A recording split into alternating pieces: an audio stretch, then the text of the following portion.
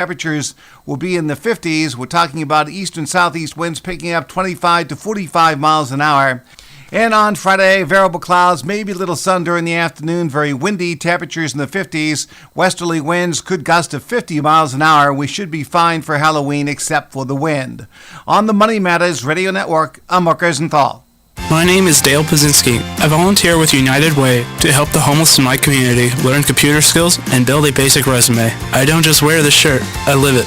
Give, advocate, volunteer. Live United. Go to liveunited.org. Brought to you by United Way and the Ad Council. Hey, I'm Mike Slater. My dad passed away at the age of 63. It's out of nowhere. Had a stroke. Super hard, obviously, for the whole family, but my dad had life insurance. This is why I have life insurance for my family, for my wife and 4 kids. And the best place to get life insurance is ethos.com because you can do it in 10 minutes. And there's no medical exam and no blood test, just a few health questions. Get life insurance in 10 minutes so your family is protected. Ethos, E-T-H-O-S, ethos.com/Mike. You're tuned in to Money Matters Boston, 1120 AM WBNW. This is WBNW 1120 AM, the Money Matters Radio Network. This is the Money Matters Radio Network, WBNW 1120 AM and W275CM FM. Concord, Boston, the Money Matters Radio Network. As a busy mom to 4 kids, my to-do list is full. Trying to fit in exercise, eating right, and prioritizing self-care can feel next to impossible. While we can't add more hours to the day, we do have a great resource to help. Go Red for Women has easy tips, tools, and information to help you and your family live a healthier life. So to all the moms, the aunts, the grandmothers, and amazing women out there doing it all, visit goredforwomen.org/momlife today. You take care of them, Go Red for Women will take care of you. Marc Vonner is the CEO of Veterans Development Corporation. Marc is a career military man, having served for nearly 20 years, and we are so thrilled to have him and his company as a key partner and the presenting sponsor of the DAV 5K Boston. Marc comes from a proud military family, including his father Victor and his brother Timmy. Marc talks often about how serving his country was one of the greatest achievements of his life, and that's one of the key reasons that he chooses to give back to this special community. Marc is honored to continue his legacy that his father started when he built Veterans Development Corporation. Working to help many disabled veterans and their families has become a lifelong goal for Marc, and it's why he's taken the time to fully support the DAV Department of Massachusetts. You can join Marc Vonner and Veterans Development Corporation and help our great American heroes today by making a donation or becoming a sponsor. Simply visit dav5k.boston. That's dav5k.boston. Hey, listen, are you a 50-year-old person looking for term life insurance? Then you need to talk to Bob.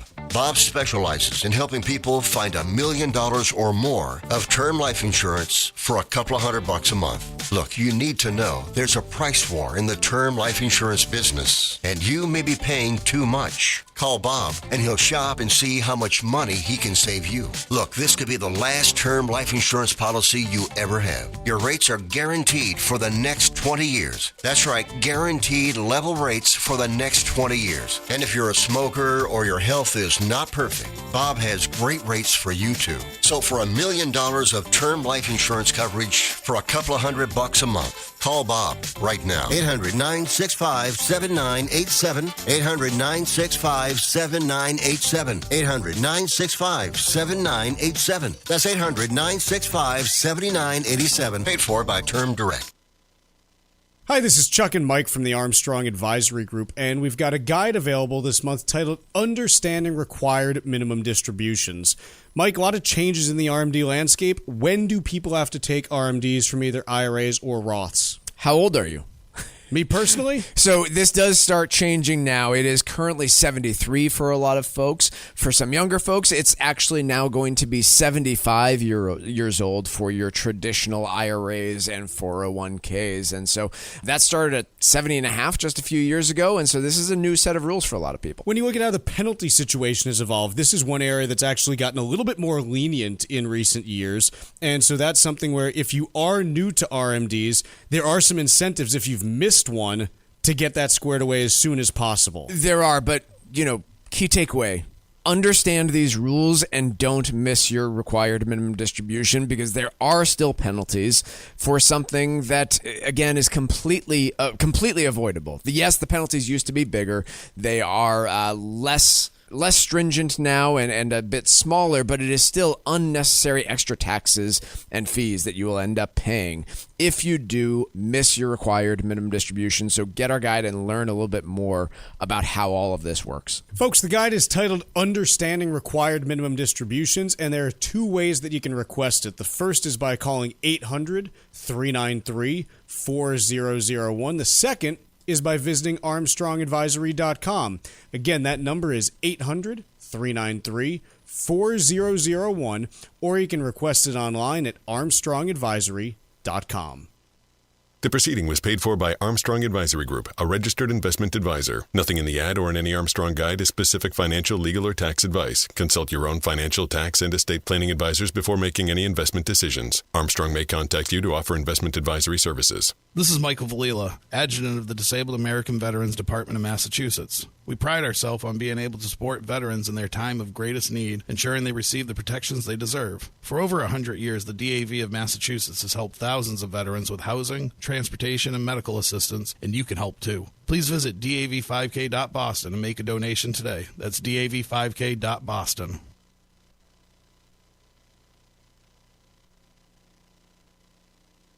The Financial Exchange is produced by Money Matters Radio and is hosted by employees of the Armstrong Advisory Group, a registered investment advisor. All opinions expressed are solely those of the hosts, do not reflect the opinions of Armstrong Advisory or anyone else. Investments can lose money. This program does not offer any specific financial or investment advice. Please consult your own financial, tax, and estate planning advisors before making any investment decisions. Armstrong Advisory and the advertisers heard on this program do not endorse each other or their services. Armstrong and Money Matters Radio do not compensate each other for referrals and are not affiliated.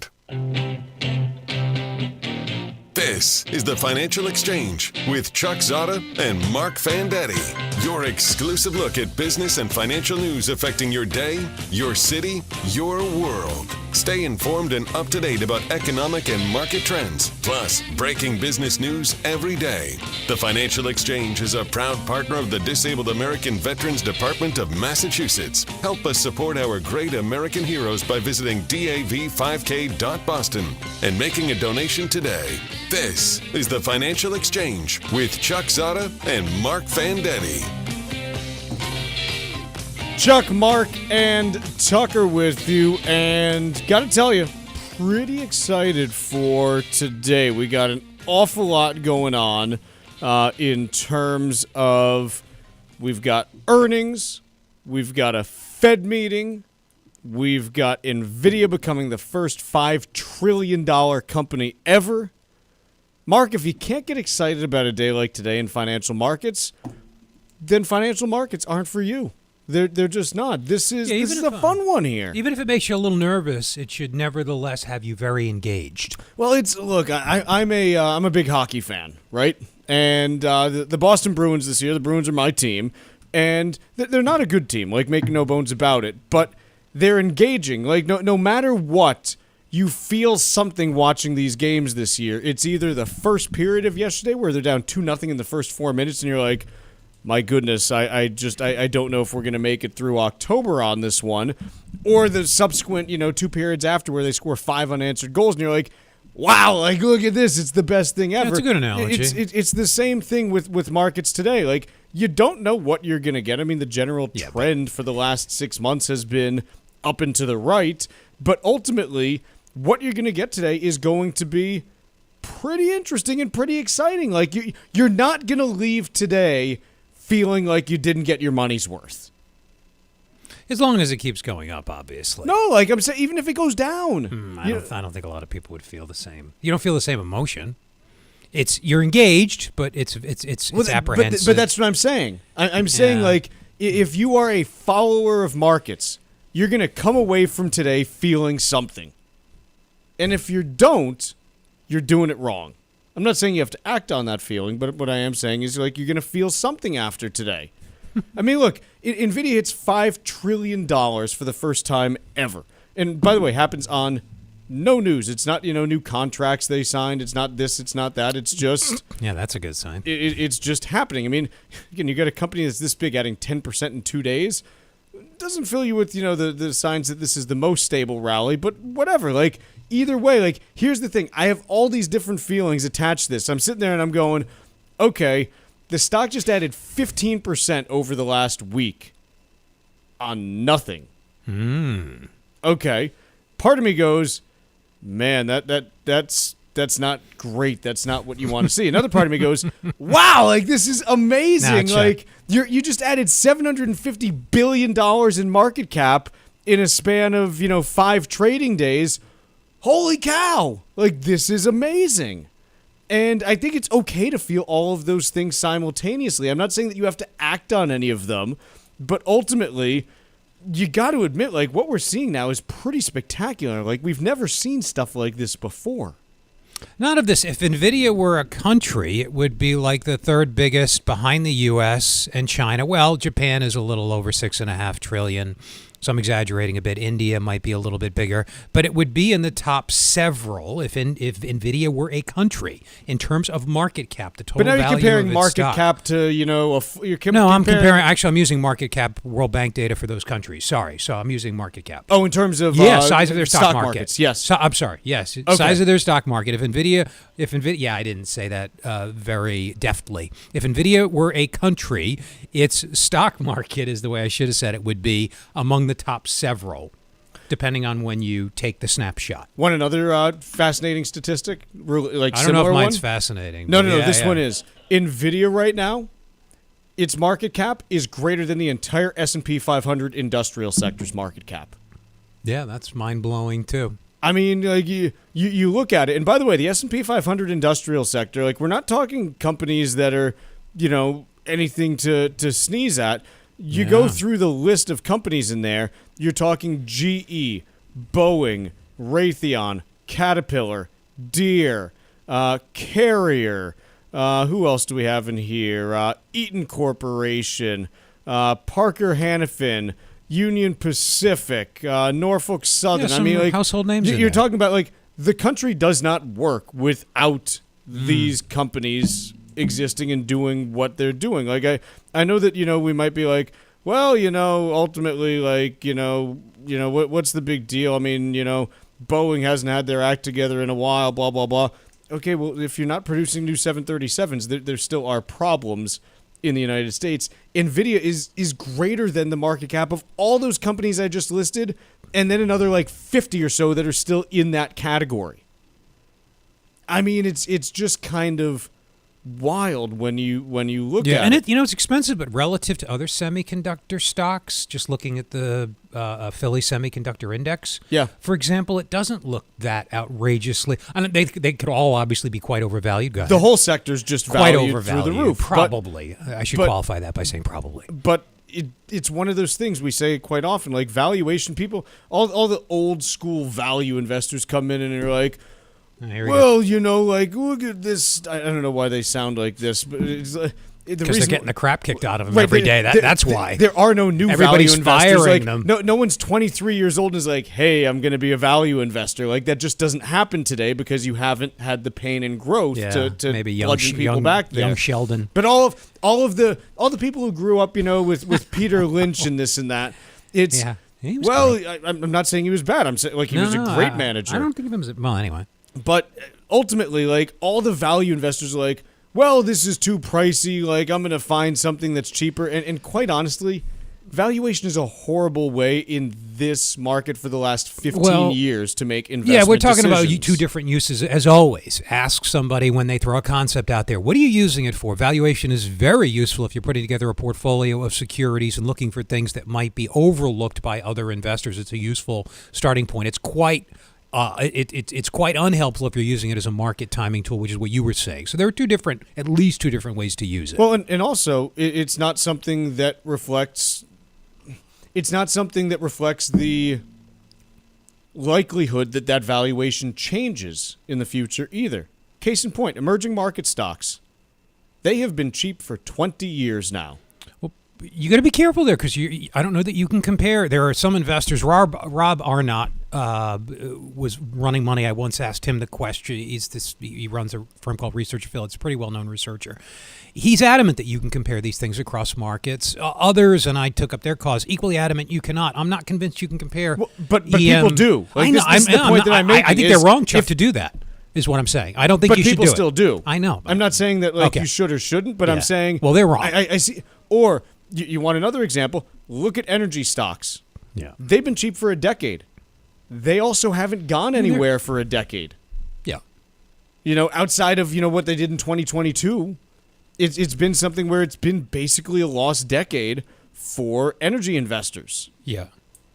Yeah, you have to ask why why they appear to be, important qualifier, and relatively cheap. Totally. Yep. And so I think ultimately, when you look at this, it's something where I don't know what is going to happen with Nvidia and the rest of the semi stocks over the next 5-10 years. No one does. But what you can say right now is, hey, you've got an awful lot of concentration in this area of the market. And if things start to falter there, it does mean you've got real problems with the broader market, simply because with stocks so concentrated there, even if the rest of the market starts to lift itself, which you kind of look at it and you're like, well, how would it if those things are falling? It's just not enough to overcome it. And we've seen that at several points this year where when the big mega cap companies start to falter, you can't make it up through, insurance companies rallying. You can't make it up through, utilities rallying. There's just not enough meat on that bone. Let's take a quick break. When we return, let's talk a little bit about the U.S.-China meeting, now tentatively scheduled for 10 p.m. Eastern Time today. We'll discuss expectations after this. There's only one show that follows Wall Street's continued volatility. Keep it here all morning long on the Financial Exchange Radio Network. Hi, this is Mike Armstrong from the Armstrong Advisory Group. Turning 70 isn't just another birthday. It's when the clock starts ticking on your retirement withdrawals. At age 73 or at age 75 if you were born in 1960 or later, you need to start withdrawing money from your IRA. They're called required minimum distributions, and missing one can mean big penalties. Taking the RMDs at the wrong time can also spike your tax bill. Even the type of account matters, since your IRA and 401k follow different rules, which could get confusing fast. Our new guide is called Understanding Required Minimum Distributions.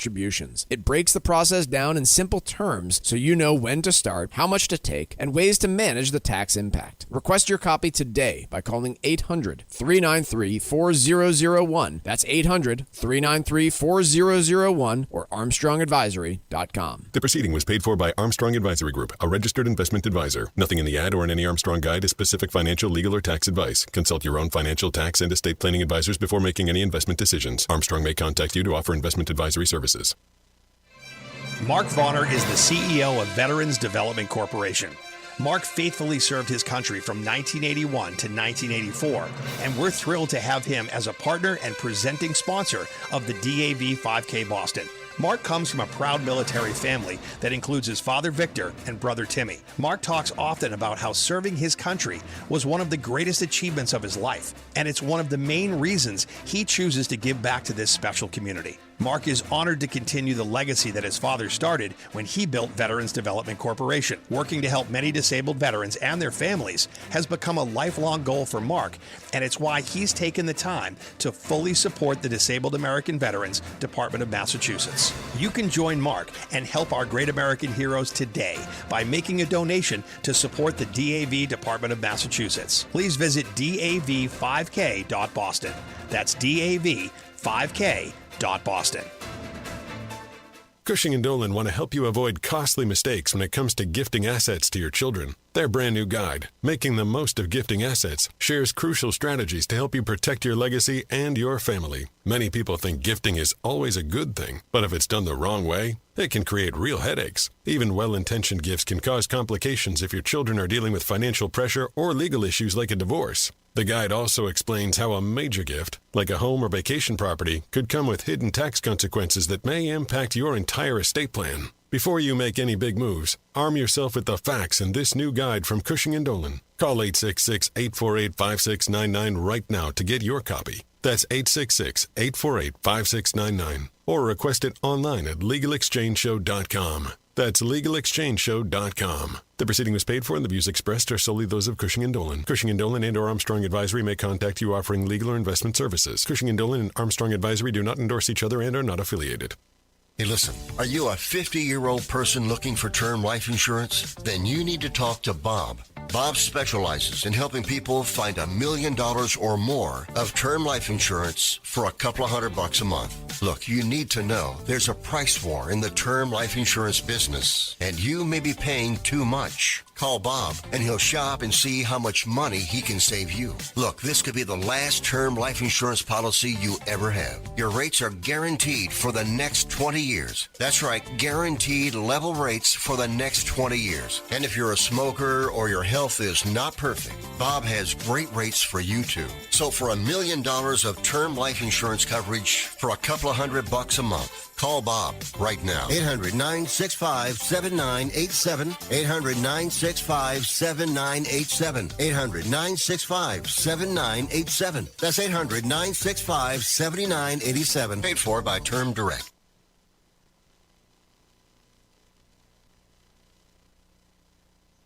Text us 617-362-1385 with your comments and questions about today's show, and let us know what you think about the stories we're covering. This is the Financial Exchange Radio Network.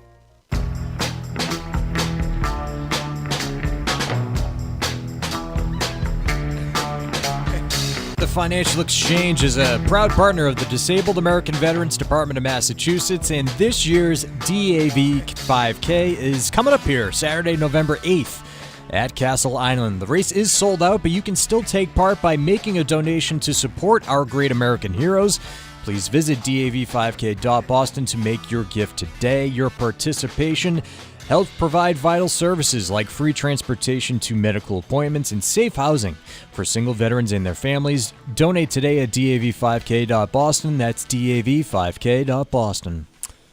So we received notice earlier this morning that the specific time for the President Trump, President Xi talk is going to be at 10 p.m. Eastern tonight. So if you're like me and you go to bed at 8:35, you're not going to be staying awake for this one, but you'll wake up to, whatever futures do as a response to it.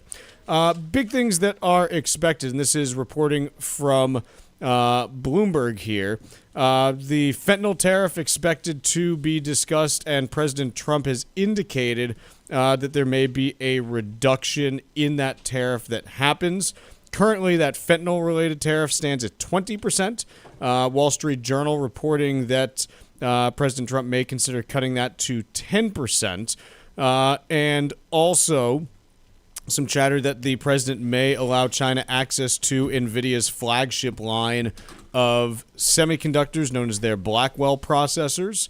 And obviously this is something that, would be a pretty swift reversal based on, previous national security concerns related to this. Also some chatter about soybeans. Reportedly this morning there was an order placed by a Chinese company for about 180,000 tons of soybeans. That is still a drop in the bucket and obviously not something that indicates any long-term follow-through. But it does appear that the wheels are being greased in advance of this. And so I would be shocked if we come away from this meeting tonight with any kind of negative headlines. The question, as it's been all year, is going to be, okay, what's the follow-through? Because, this is the fourth time we've been through this. And, okay, we've reached an agreement on rare earths, and then a month and a half later, it's like, hey, there's a new problem with rare earths. And, you kind of want to see what's the actual follow-through, because the headlines have been impressive, but it seems like we keep getting back to the same spot every couple months here. To me, this is all theater. The trade deficit, if that's what you're interested in, is not a function of tariffs. There are countries with high tariffs that run a trade deficit where imports exceed exports. There are countries with low tariffs that have a large trade deficit. They import more than they export. Economists don't get worked up about this because the trade deficit is neutral. The trade deficit is a function of investment opportunity here. The flip side of it is of the so-called current account, which we call the trade deficit casually, is the capital account. We import a lot of capital. Foreigners buy treasuries, foreigners buy real estate, foreigners own about 25% of U.S. equities, 33% of U.S. treasuries, for example. The capital they get to make those purchases comes from the imports that we buy. We send dollars abroad. Those dollars come back in the form of investment. If you want to eliminate the trade deficit, you'd have to eliminate that foreign investment. That would push down stocks because they're a quarter of all stock investors. That would push up interest rates because they own a third of the U.S. Treasury market. The U.S. economy would grow more slowly as a result. So when the president, he fundamentally does not understand trade. He talks about all this investment coming in and at the same time shrinking the trade deficit. You can't do those two things. If you get $1 trillion in new investment, as Asian countries are allegedly committing to, that will expand the trade deficit by the same amount. It has to. It's identical. Those dollar flows. Those dollars have to be recycled. It's called the balance of payments, and one of the cardinal rules of balance of payments accounting is that the balance of payments has to balance. You send $1 abroad, it comes back in the form of investment, or to buy a U.S. export abroad, but as we know, we import more than we export. The difference comes back. So you cannot both have these massive foreign investments that the president keeps touting. He says 15 trillion, then 20 trillion, then 25 trillion. If that were to happen, the trade deficit would expand by the same amount. So it's a little frustrating, unless we curtailed our own spending domestically. We'd have by to an equivalent amount. increase savings. That could either be done by us as people increasing savings, reducing the federal budget deficit. That is increasing national savings. There are some accounting adjustments on the margin, interest from abroad, factor payments from abroad that I'm leaving out of this discussion. But broadly speaking, it is identically true. It must be true that the trade deficit is offset by the financial account or capital account surplus. You can't have both. Piece from Bloomberg Opinion. Is the Fed's inflation target still 2%? No. Doesn't appear to be, no. Because we haven't hit it and they're easing. No, right. It doesn't seem like it. And I'm not saying that that's good or bad. Right. I'm just saying that it is. And ultimately, the proof is going to be in the pudding over the next 2 to 3 years in terms of whether this turns out to be the right decision or not. Look, most economists think the target should be at 2, somewhere between 2 and 5. There are more dovish people who say make it 5. You don't want to hit the zero lower bound like we did in 2008. There are people that are saying 5% should be an appropriate. For a long time, there are plenty of respected target. Researchers who say anywhere in the low single digits is just fine. Interesting. Oh, yeah. It's not like a radical, wild-eyed view, because you don't want to hit the so-called zero lower bound where the Fed can't lower interest rates below the nominal rate, can't go below 0. So if you start at 5, you get a lot more room to ease. That's one argument. The other argument is you can keep real wages. You can let. And we're talking 5 for inflation, 5 for not inflation. for Fed funds rate. Yeah, 5 for CPI inflation. Oh, sure. There are plenty of respected researchers. They're more of a more liberal bent. Because I'm a free market nut job, I would prefer very low inflation. Somewhere in 1 to 2 sounds right to me. Sure. But there are people who are a lot, obviously, smarter and more studied in this area that think 5 is fine, too. Look, any rate of inflation, once the economy adjusts to it, is consistent with full employment, hitting potential GDP. None of those things are ruled. What you don't want is erratic inflation.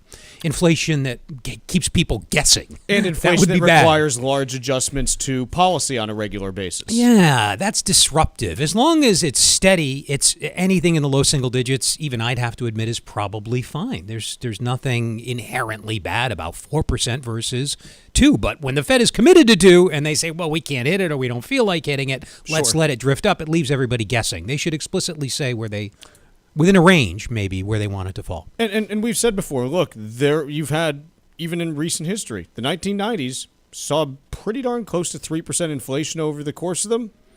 Most people look back at the 1990s and say, yeah, there's a pretty darn good economy.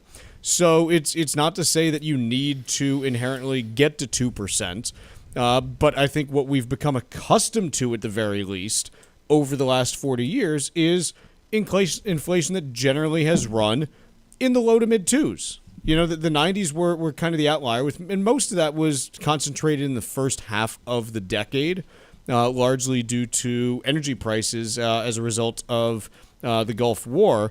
But ultimately, you can still look at the 1990s and say, yeah, inflation was pretty close to 3% for that decade. And it was not a huge problem because there was still so much real economic growth that was occurring, combination of productivity increases and population growth. Today, you don't have the population growth piece that's going on, and so you're more reliant on productivity increases to generate real growth, in the absence of that. And so I think ultimately, I don't have, the right answer on this because I don't think there is a right answer for what should the rate of inflation be? Low and stable. Right. End of sentence. There's no hard and fast number. Yeah. Let's take a quick break. When we come back, it's Wall Street Watch and Ask Todd.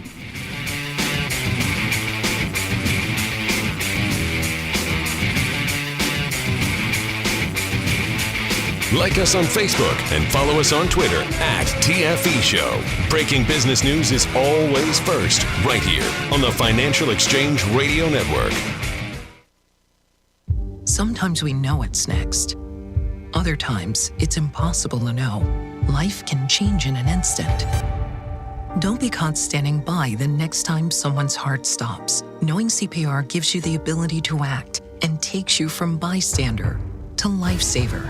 CPR is a life-saving skill. Join the nation of lifesavers today by learning CPR at heart.org/nation. National support for CPR education provided by Elevance Health Foundation. It happens all over Massachusetts. Can you tie my shoes? In every home and every community. Be careful on your bike. Learning can happen anytime, anywhere. We'll see you at practice this weekend. And no matter how learning takes place in your family's life, DESE is there as your partner. The Massachusetts Department of Elementary and Secondary Education. Never stop learning. Find out more at mass.gov/back-to-school. Sponsored by the Massachusetts Department for Elementary and Secondary Education. New Englanders love the Caribbean, and now there's a Caribbean travel channel available for you to learn all about Caribbean culture while you're planning your next trip to your favorite island. The TravelShareIt.com marketplace is loaded with information about the arts, festivals, food, and music throughout the Caribbean, and is an interactive website featuring daily travel deals to any island of your choice. Book your next Caribbean vacation on the most comprehensive travel channel for the islands, TravelShareIt.com. That's TravelShareIt.com. Cushing & Dolan know that gifting assets can be one of the most emotional and challenging parts of estate planning. Their new guide, Making the Most of Gifting Assets, can help you learn what to consider before making a major gift, like your primary home or a vacation property, and avoid unintended tax problems. Call 866-848-5699 to get your copy, or request it online at legalexchangeshow.com. The proceeding was paid for, and the views expressed are solely those of Cushing & Dolan. Cushing & Dolan and or Armstrong Advisory may contact you offering legal or investment services. Cushing & Dolan and Armstrong Advisory do not endorse each other and are not affiliated. Hi, this is Mike Armstrong from the Armstrong Advisory Group. If you're approaching your 70s, you might be thinking about slowing it down, but the IRS is just getting started. Required minimum distributions, or RMDs, kick in starting at age 73. And if you were born in 1960 or later, that number jumps to 75. RMDs are more than just a box to check. They can impact your taxes, your income plan, and even what you leave to your heirs. If not done properly, it could mean big penalties, but getting them right might help keep your money working for you. Our latest guide, Understanding RMDs, breaks down how they work, when to take them, and strategies that may make them less of a tax headache and more of a financial opportunity. Request your copy today by calling 800-393-4001 or by visiting ArmstrongAdvisory.com. That number again is 800-393-4001 or ArmstrongAdvisory.com. The proceeding was paid for by Armstrong Advisory Group, a registered investment advisor. Nothing in the ad or in any Armstrong guide is specific financial, legal, or tax advice. Consult your own financial, tax, and estate planning advisors before making any investment decisions. Armstrong may contact you to offer investment advisory services. This is Tucker Silva of the Financial Exchange Show, and I'm joined today by estate planning attorney Todd Lutzke, a partner with the law firm of Cushing & Dolan, with their master's in taxation. And today we're talking about the implications of gifting assets away. Todd, if you're trying to protect your assets from the cost of long-term care expenses, what are the risks in giving your assets to a child rather than transferring them to an irrevocable trust? Yeah, it's a very big difference, right? These irrevocable trusts that we do for Medicaid purposes, first and foremost, are incomplete gifts. So you're not actually making a gift at all when you put it into these trusts. But if you give it to a child, now you've made a completed gift. So, for example, if I gave away my house, and people do it, right? You are giving away the built-in gain in that house. You now don't have any control over the house. You can't sell it and buy another one if you want to move. You need the kid's permission for all of that. Plus, if you never sell it and you die, you've trapped the built-in gain for the kids. When they go to sell it, they're going to have to pay capital gains tax. Whereas if you keep it, you can control it, get a step-up in basis for the kids when they die, and still protect it from the nursing home through the trust. Either way, it's going to take 5 years. But gifting isn't always the answer. Educate yourself about the implications of gifting your assets away. Request your free copy of Todd's brand new guide called Making the Most of Gifting Assets right now by calling 866-848-5699. That's 866-848-5699. Or you can request a copy on their website, legalexchangeshow.com. The proceeding was paid for and the views expressed are solely those of Cushing & Dolan. Cushing & Dolan and or Armstrong Advisory may contact you offering legal or investment services. Cushing & Armstrong do not endorse each other and are not affiliated.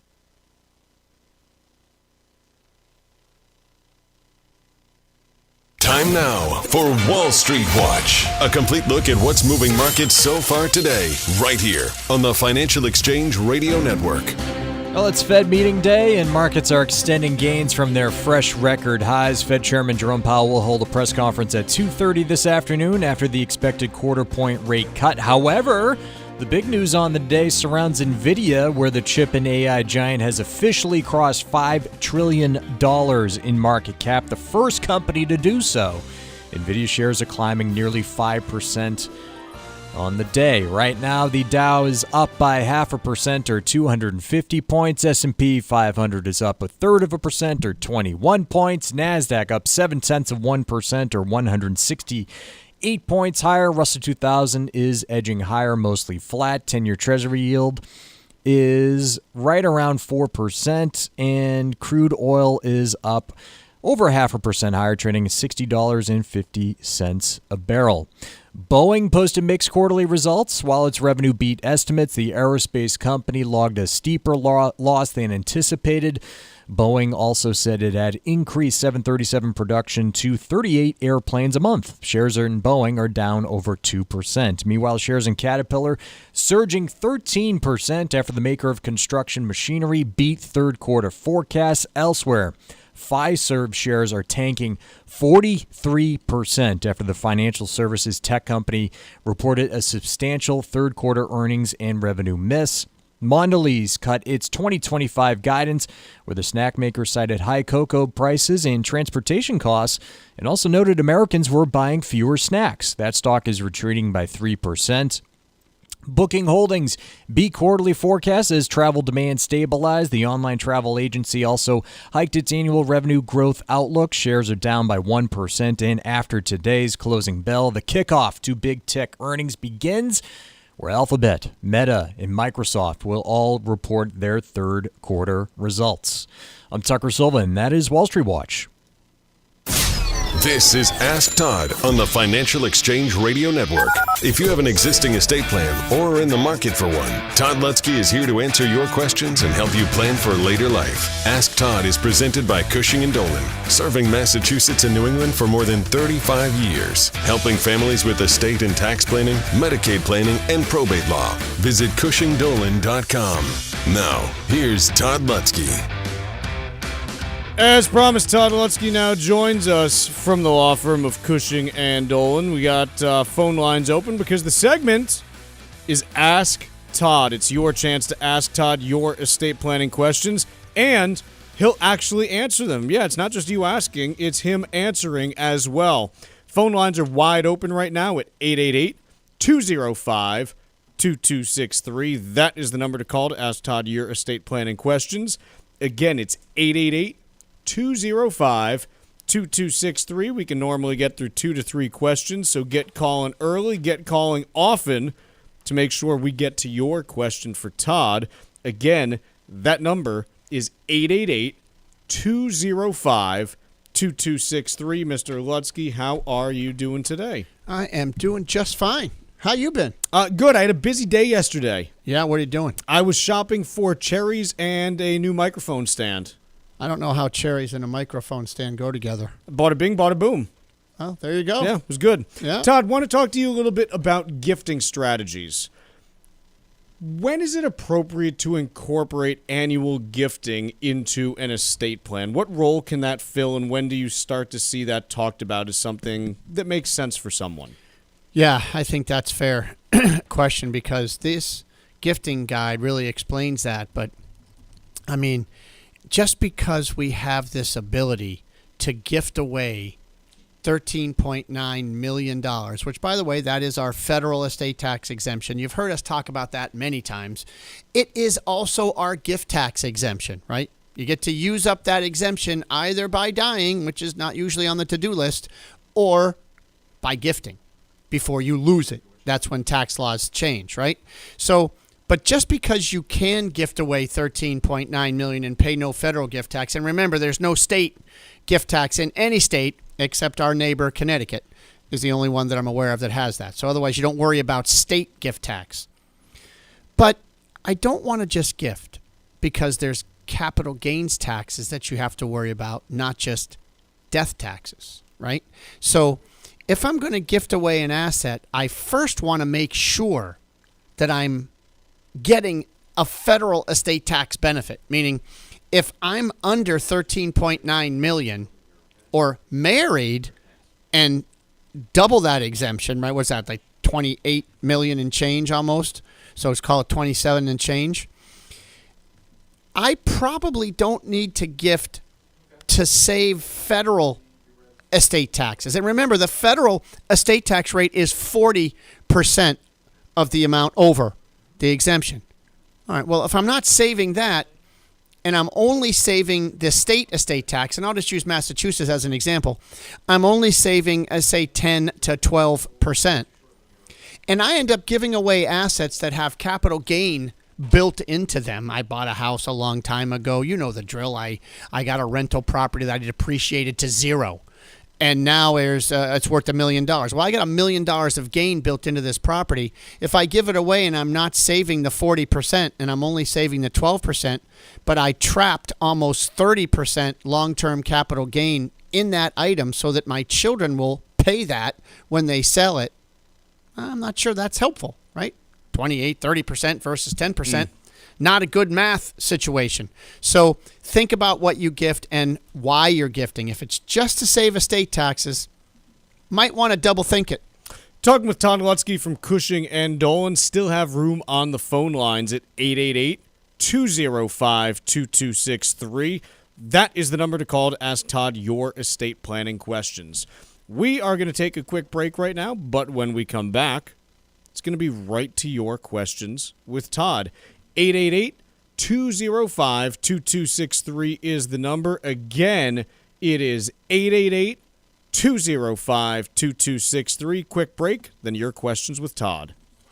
Ask Todd with Todd Lutzke every Wednesday at 10:30, only here on the Financial Exchange Radio Network. The U.S. Virgin Islands aren't just stunning, they're thriving and continue to be one of the hottest spots for vacationers in the Caribbean. New cruise port upgrades, better air connections, and a sharper focus on cultural experiences are putting the islands back on the map for travelers seeking something special. St. Thomas is your cruise hub, known for duty-free shopping in the world-famous Megan's Bay. St. John is pure escape with national park hikes, secluded beaches, and tropical tranquility. St. Croix brings the history with colonial architecture, old sugar mills, and vibrant coral reefs. Visit one island or all three and get plenty of pampering, undisturbed nature, and a vibe like no other, all jammed into one vacation.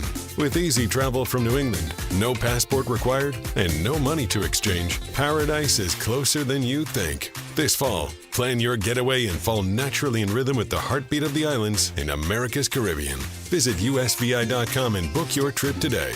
That's visitusvi.com.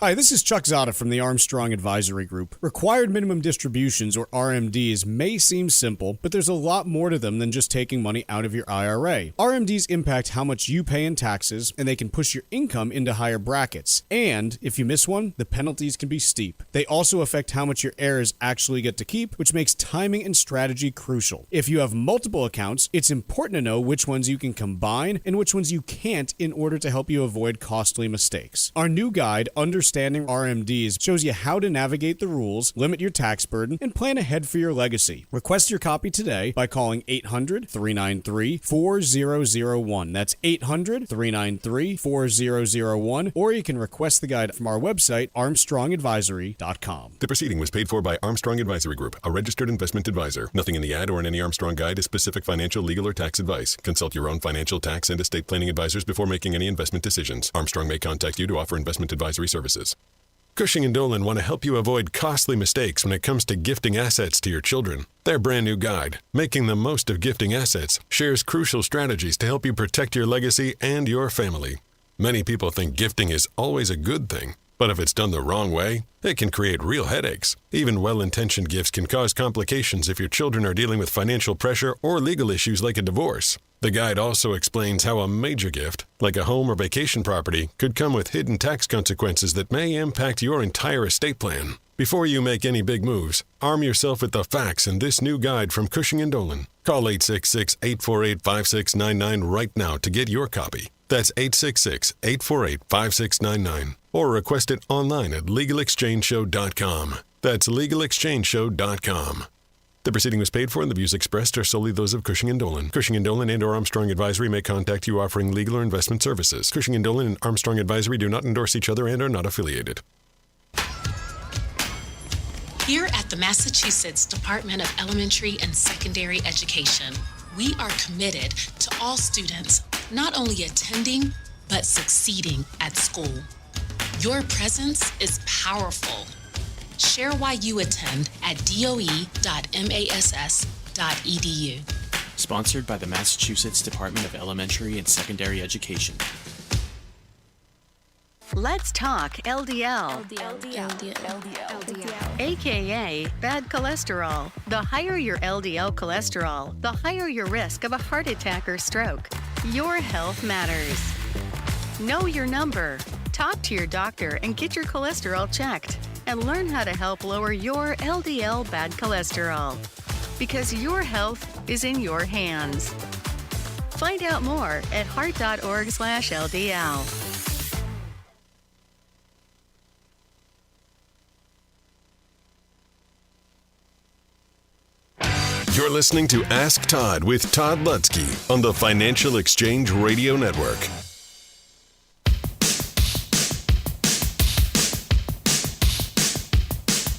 All right, let's get right to your questions with Todd Lutzke. First in the queue, we got Marty in Framingham. Marty, what is your question for Todd? Marty, are you there? Yes, I am. Thank you for taking my call. My home in Medfield had a fire. It was totaled. Although it was fully insured, it's going to cost me about another $200,000 to build the house back the way we want it. I've got the money set aside that the insurance company's giving me, but it's going to cost me another $200,000 of revocable money or other money to get the house the way we want. The question is, I don't want to interrupt the integrity of the irrevocable trust, which has been in for like 7 to 10 years. So how do I fund it without interrupting that irrevocable trust? So it seems to me that since the insurance company paid you, that means that when you set up the trust, you told the insurance company to add the trust as an additional insured, correct? Yes. So that's all set up in it. I'm sorry, go ahead. So because you told the trust to add since you told the insurance company to add the trust as an additional insured, you should go back to the insurance company and tell them to issue the check, pay to the order of the trust, not you. And that way it goes directly into the trust and there's no resetting the 5-year clock. In other words, it should be no different than when you sell a house, right? If the trust owned the property and you decided to sell and buy another house, which we all know you can do, out would go the house to the buyer, and in would come a check made payable to the trust, because the trust then would receive the money, and then that money would not reset the clock. In other words, if the house went in 7 years ago, to take your example, and now that house is 100% protected from the nursing home, and you sell the house and get money in the trust, that money is 100% protected from the nursing home. And the buying and selling does not reset the clock. Okay? That's crystal clear.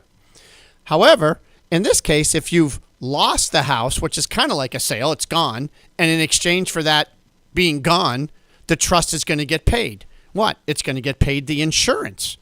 So now in comes the money directly into the trust. Well, there may be no house there anymore, like a sale, but there's money there. Well, that money should not reset the clock. And then you can use that money to start paying the contractor to build the new property. Now, as to the additional $200,000 that you need, well, if that's not already in the trust, like maybe you put a portfolio in or an investment account in or something like that, if that money is not already in the trust, well, then yeah, you're going to have to contribute that money to the trust to finish building the house. So worst case scenario here, I see that there might be a new 5-year look back period waiting, but only for the new addition, only for the new $200,000 that you put in the trust. So does that help a little? Yes, sir. It does. So get that changed go get that check reissued by the insurance company. That's what I would do. So hopefully that helps. And folks, I'm so glad to hear that he did his planning and had the house, where it belongs. But for other folks that haven't done all their planning yet and are thinking about I'll just do a quick fix, I'll give away my assets. Well, you can. That's what the law says. Might not be the right thing to do. So there's a guide called Making the Most of Gifting Assets. Sometimes you want to give things to irrevocable trust rather than children outright. You got to think about what kind of asset I give. A high basis asset versus a low basis asset. Maybe for higher net worth people, we want to give away a lot of assets. Well, I don't want to give them away and not enjoy it. I worked my whole life for it. Well, spousal lifetime access trust might be the way to give away assets and retain some ability to control and enjoy what you gave away, right? Think about pooled trusts. Think about special needs trusts. So there's all kinds of ideas and ways to gift, or maybe not gift at all. And that might be the right answer for a lot of people.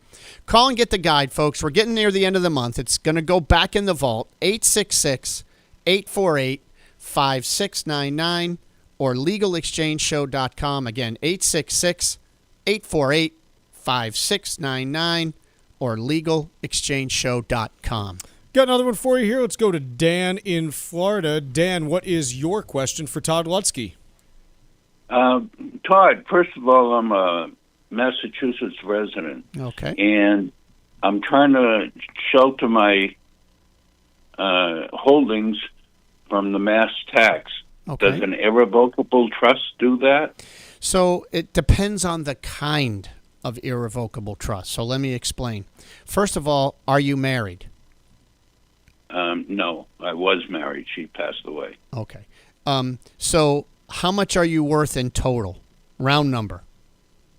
$4 million. All right. And I'm assuming there was no planning done when your wife passed. No trust we planning. We both had revocable trusts. Wonderful. How much of the $4 million was in your wife's revocable trust when she died? None. Oh. So this is exactly what we talk about all the time, right? On the radio, we tell people funding a trust is so darn important, right? If you don't fund a trust, it really is just a waste. It's a bunch of paper doing nothing for you, which is why we stress funding it. And I'm going to say, obviously it's water under the dam. I get it. But at this point, I just want to help other people learn. So because nothing was in that trust, my hope for you, Dan, on this one was you were going to tell me, we managed to put about $2 million worth of assets in my wife's trust. Well, if you had done that, I would imagine that trust is designed to hold a remainder share and a marital share. And then that $2 million would be tucked away in your wife's trust, subject to tax when she died. She has a $2 million estate tax exemption, so there's no tax due. And then when you die, you would only be taxed on what you own in your trust, which would be the other $2 million. And now, like magic, if you died, you're under the $2 million because the assets tucked away in your wife's trust would be sheltered from estate taxes and not included in your estate when you die, even though you would be controlling and enjoying perhaps what's in that wife's trust's bucket. And then when you die, you're under $2 million, and lo and behold, you pay Massachusetts 0 estate taxes. So, folks, that's for everybody who hasn't done their planning yet or have done their planning and didn't fund one trust. Please learn from this call what we can do in the future. Now I turn to you, Dan, and I say, well, I mean, you got $4 million worth of stuff. At least you got to step up in basis. How long ago did your mom die? I'm sorry, your wife die? 2 years ago. So it's not horrible. So 2 years ago, you got, if you own things jointly when she died, and I'm assuming you did, right? We didn't. You didn't own? Second marriage. Oh. It was a second marriage, and she had her trust. I had mine. I see. But nothing was in her trust. So how were the assets owned? Everything was in her name alone? Yes, she owned her own house. I owned a couple of houses. They're both in my name, and hers was in her name. And did her stuff go to her side of the family, or did she take care of you with any of it? It went to her side of the family. Oh, okay. So the $4 million you have is just your assets. Yes. Oh, okay. So again, the explanation is still very helpful for people, but in your case, you're worth $4 million. Again, we're thinking about, do we need to make a gift? Well, I don't know. You have to really analyze your assets. We just did that example that maybe giving away assets now just to save 10% on the amount over $2 million or 12% on the amount over $2 million might not be the most tax efficient thing to do. But if you have cash, CDs, kicking around, and you want to set up a gifting trust for your children, and you don't mind giving it away, that would be an easy fix because there's no loss of a step up in basis with cash, and that money can be tucked aside outside your estate for estate tax purposes, thereby reducing your estate tax liability. But just sticking them in an irrevocable Medicaid trust to protect them from the nursing home would not reduce your estate taxes. But might not be bad planning for you to protect your assets for your children. Sorry we're out of time, but I hope that gives you a little something to think about. Mr. Lutsky, thank you so much for the time today. Always a pleasure. This has been Ask Todd on the Financial Exchange Radio Network. Ask Todd with Todd Lutsky has been presented by Cushing & Dolan, serving Massachusetts and New England for more than 30 years, helping families with estate and tax planning, Medicaid planning, and probate law. Call 800-393-4001 or visit CushingDolan.com. The views expressed in this segment are solely those of Cushing & Dolan. Armstrong Advisory does not provide any legal or tax advice. Please consult with your legal or tax advisor on such matters. Cushing and Armstrong do not endorse each other and are not affiliated. Still more to come as we head towards the second hour of our show. We're going to talk a little bit about the real estate market and what we're seeing in terms of home prices. Also, we're going to be talking about, hey, why are we getting all these layoff announcements, but you're not seeing any major impact in the economy to this point? Is that something we can expect to continue? And then also, we're going to be taking a look at Social Security. We're now just 8 years away from potential benefit cuts if the program is not fixed. We'll discuss that and more in Hour 2.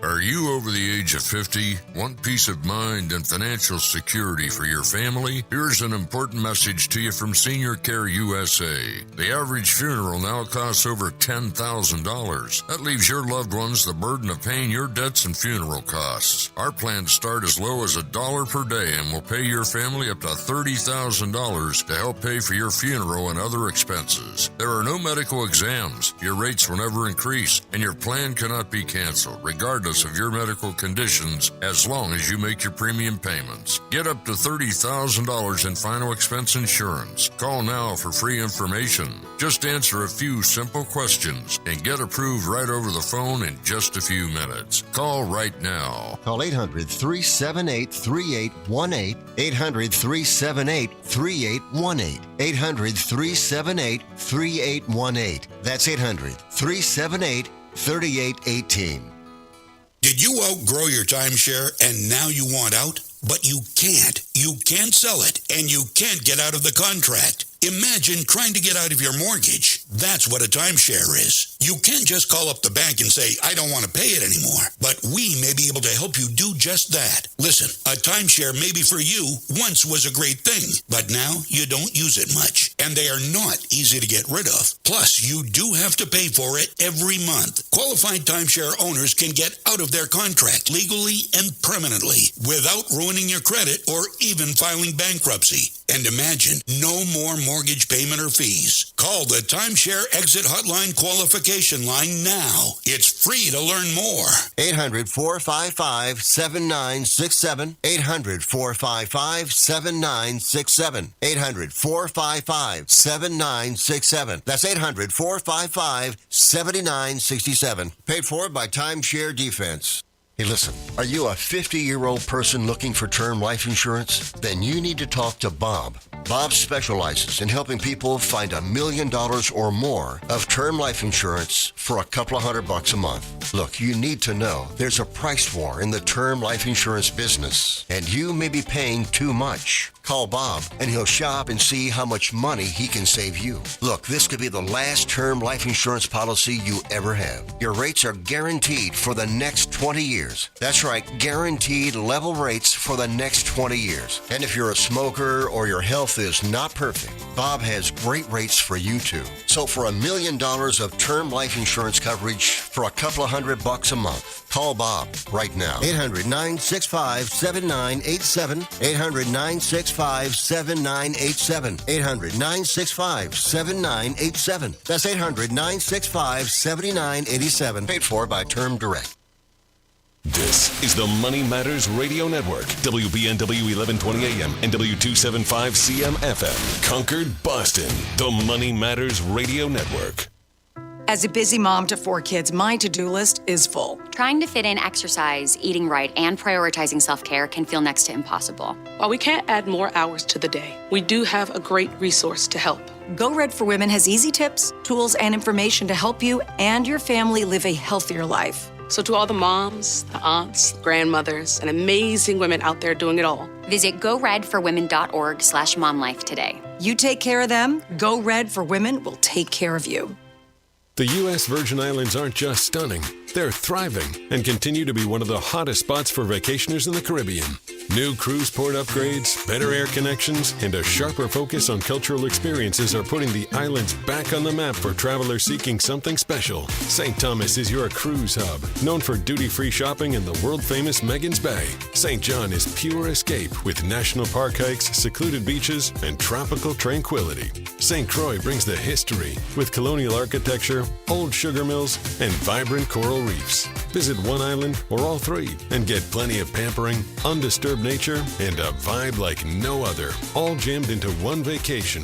With easy travel from New England, no passport required, and no money to exchange, paradise is closer than you think. This fall, plan your getaway and fall naturally in rhythm with the heartbeat of the islands in America's Caribbean.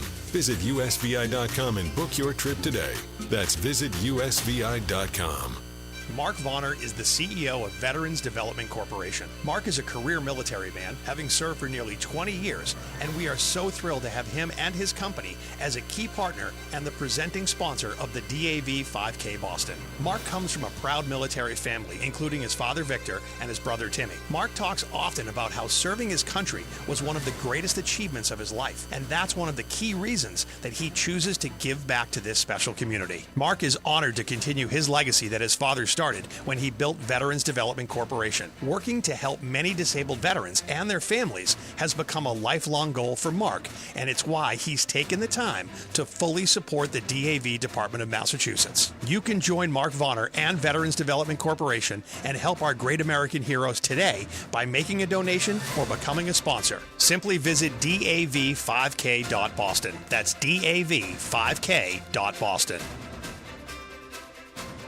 This is Michael Valila, Adjutant of the Disabled American Veterans Department of Massachusetts. The DAV of Massachusetts has helped me and countless others adjust to civilian life through a variety of incredible programs. Through our local Veterans Assistance Program, we provide necessary services to veterans and their communities, such as food shopping, landscaping, and companionship, but we need your support. You can help by making a donation today. Please visit dav5k.boston. That's dav5k.boston. Hi, this is Chuck and Mike from the Armstrong Advisory Group, and our guide this month is titled Understanding Required Minimum Distributions. Mike, one area with some big changes the last couple of years has been RMDs as it relates to inherited IRAs. What is the lay of the land today? Yeah, so critical things that you need to know is that for most inheritors that are not spouses, so that's your starting point. If you are not married to the person who passed away, you are most likely subject to a out in 10 rule.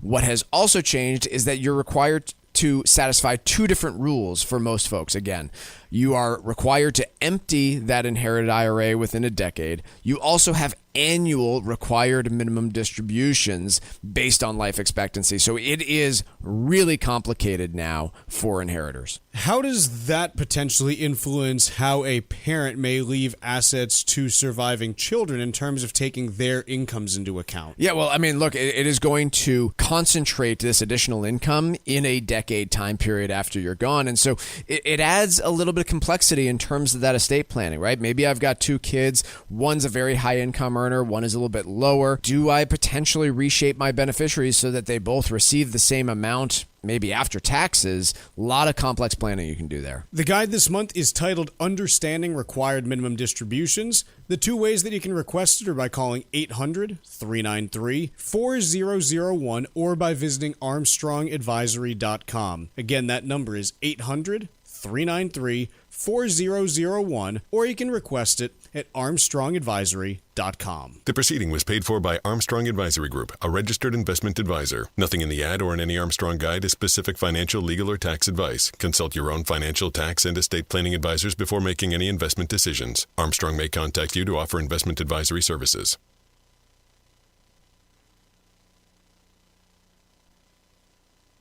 The Financial Exchange is produced by Money Matters Radio and is hosted by employees of the Armstrong Advisory Group, a registered investment advisor. All opinions expressed are solely those of the hosts, do not reflect the opinions of Armstrong Advisory or anyone else. Investments can lose money. This program does not offer any specific financial or investment advice. Please consult your own financial, tax, and estate planning advisors before making any investment decisions. Armstrong Advisory and the advertisers heard on this program do not endorse each other or their services. Armstrong and Money Matters Radio do not compensate each other for referrals and are not affiliated. This is the Financial Exchange with Chuck Zodda and Marc Fandetti. Your exclusive look at business and financial news affecting your day, your city, your world. Stay informed and up to date about economic and market trends, plus breaking business news every day. The Financial Exchange is a proud partner of the Disabled American Veterans Department of Massachusetts. Help us support our great American heroes by visiting dav5k.boston and making a donation today. This is the Financial Exchange with Chuck Zodda and Marc Fandetti. Chuck, Mark Tucker with you here, and as we kick things off, Nvidia has crossed the $5 trillion market cap. Yes, you heard that correctly. Becoming the first company to have a $5 trillion market cap in history. And look, whether you think this is, the future, whether you think this is crazy, you got to admit it's pretty impressive to get to that point. I mean, there's plenty of companies out there. This is the only one that's done it, and doing it in emphatic fashion as well. After being up about 5% yesterday, up another 3.5% today, was actually up about 4.5% at one point and has pulled back a touch. But again, at $5.07 trillion right now. And again, it just continues to defy any of the haters. When you look at it, that's the technical term that we use there. Taking a broader look at markets, despite that, the S&P 500 only up 0.25%. So Nvidia today is quite literally carrying the whole market. If you stripped it out, the S&P would basically be flat today. Dow Jones is up 0.5%. NASDAQ Composite up 0.6% right now. So all three major U.S. indices are in the green, though the Russell 2000 has taken a turn into very mild red territory at the moment. 10-year U.S. Treasury up 0.6 basis point to 3.989%. We've just been fluttering between like 397 and 403 for the last few days. Not much movement on that front. Dollar index is up 0.12% today to 98.57. And we've got gold today rallying a little bit, up 39.30 an ounce to $4,022.40. And then when we take a look at oil, West Texas Intermediate is currently up 73 cents a barrel to $60.88. AAA national average for gas prices continuing to slide a little bit as Midwest prices come back in line after a refinery restarted there in the last couple days. So we're down another 0.6 cents to 303 8/10 on the national average for gas prices. Mark, couple different housing pieces to touch on. One here from this is Bloomberg. Home prices post weakest gain in more than 2 years, up just 1.5% year over year. And another one from MarketWatch, home builders are struggling, and it's not just because new houses aren't affordable. This all kind of fits into this idea that Connor Sen's been pushing for the last couple weeks that I'm kind of on board with, which is, look, in order to buy a home, you need two things. You need the ability to buy the home. That's the affordability piece. The second one is you have to have the belief that it's a good time to buy a home. And that's the part that he's been arguing is now missing in large parts of the country because, as an example, if you are in, different pockets of Florida, that Fort Myers, Cape Coral area is an example, where home prices have now fallen more than 10% from the peak, A, you're probably not wanting to list your place because you're like, I'm not going to get top dollar for it and I want to see how things go. B, you're probably sitting there saying, well, prices are falling. I'm going to wait until I try to buy there because I see prices that keep coming down. And so his argument, and the one that this kind of gets at, is, look, if affordability is still a problem in parts of the country, but in others it's improved, but you're now seeing, the rise of, hey, prices are falling, so I don't want to buy, or I'm concerned about, potential layoffs in my industry, so I don't want to buy. Yeah, you've got, problems that are really, continuing to see us just kind of floating around 4 million existing home sales on an annualized basis with no real traction to move up, even though interest rates have come down about 0.75% in the last couple months. Yeah, that idea is kind of squishy. I don't know how to measure some of the figure. Sen is. I don't think you can measure it. Yeah, he's just like he's a commentator. I'm sorry, I don't mean to diminish it, but he doesn't actually do research, or maybe he looks at spreadsheets or something, but he doesn't, publish peer-reviewed stuff. No, exactly. So he throws out some stuff, and maybe people remember it in a week, maybe they don't. I sound like I'm diminishing it, which I guess I am. I think you are, because I think it's important. Well, when you do research, you got to put it out there. You got to show me your data. You got to specify a model. You got to test it.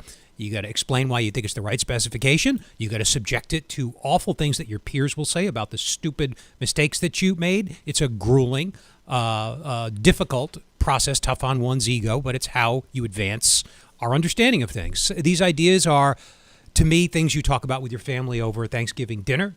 It's tough to measure. As far as I can tell, he hasn't tested them, so I don't know what to make of them. Is it a plausible story? Yeah, it's plausible. You and I could probably come up with several equally plausible stories. So forgive me, I just don't know what to make of the squishy, soft, maybe it's this, maybe it's that type stuff. Okay, price growth is slow. That was inevitable. There's this divergence in year-over-year inventories we learned last week from NAR. Some markets remain hot and tight. On the coast, Southern California, some pockets of the East Coast, other markets, Jacksonville, the Southwest, appear to be sagging.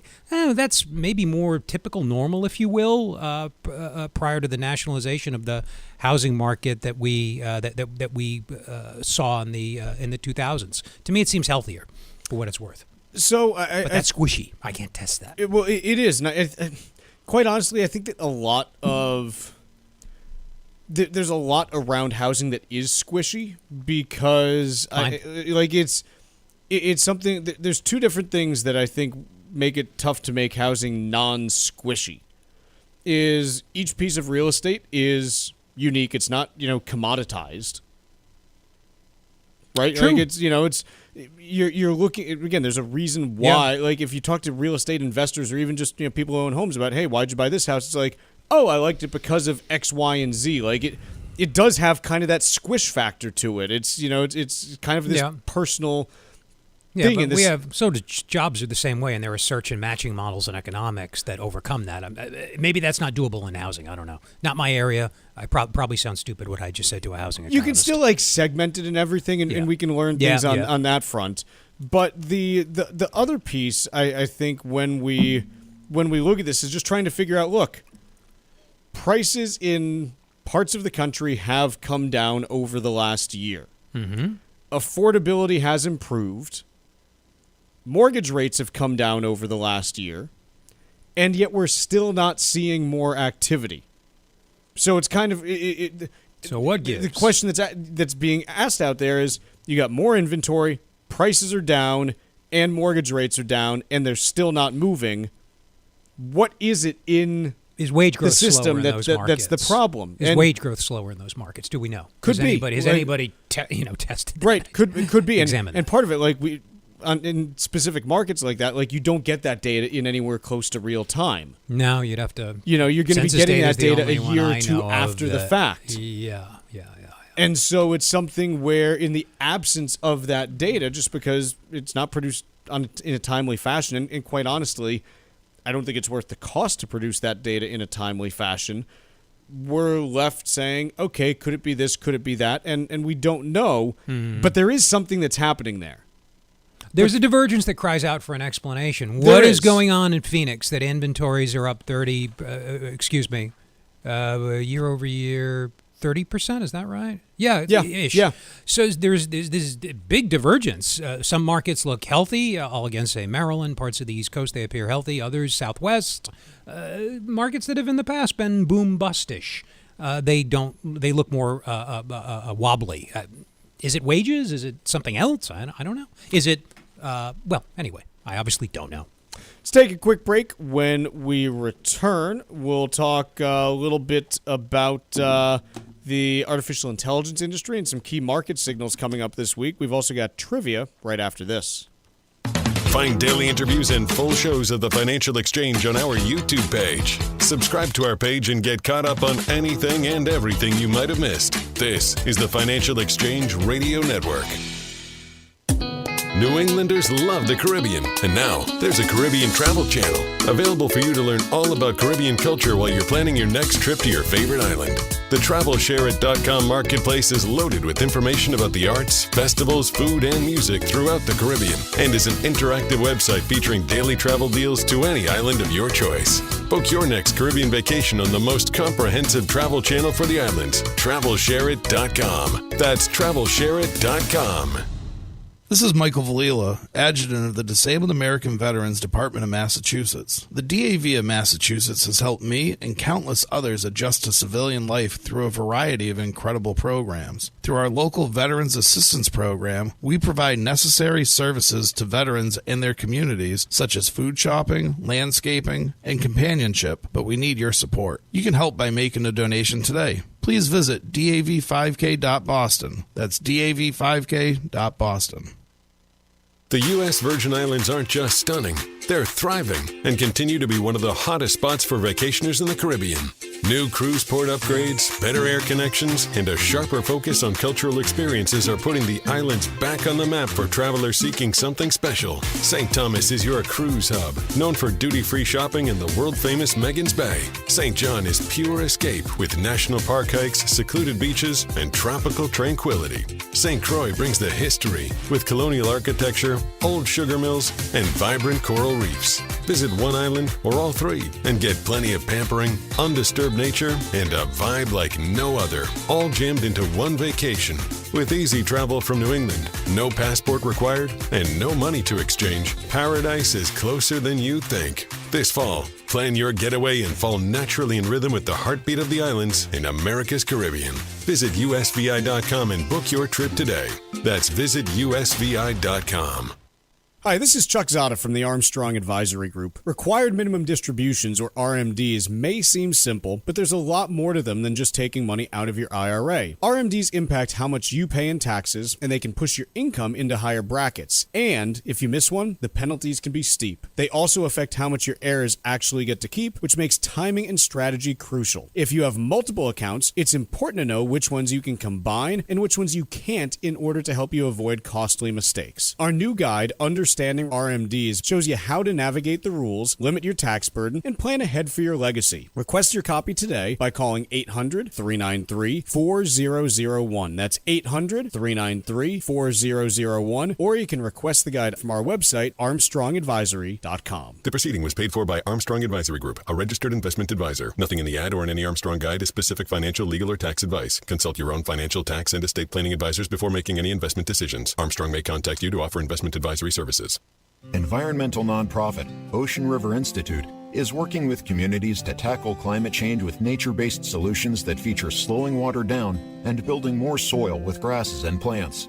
Research indicates that people acting in their own neighborhoods can build an inch of soil in a year and slow sea level rise down by as much as 25%. Please visit oceanriver.org for more information on opportunities to make a difference and go the distance for savvy stewardship of a greener and bluer planet Earth. As a busy mom to 4 kids, my to-do list is full. Trying to fit in exercise, eating right, and prioritizing self-care can feel next to impossible. While we can't add more hours to the day, we do have a great resource to help. Go Red for Women has easy tips, tools, and information to help you and your family live a healthier life. So to all the moms, the aunts, the grandmothers, and amazing women out there doing it all, visit goredforwomen.org/momlife today. You take care of them, Go Red for Women will take care of you.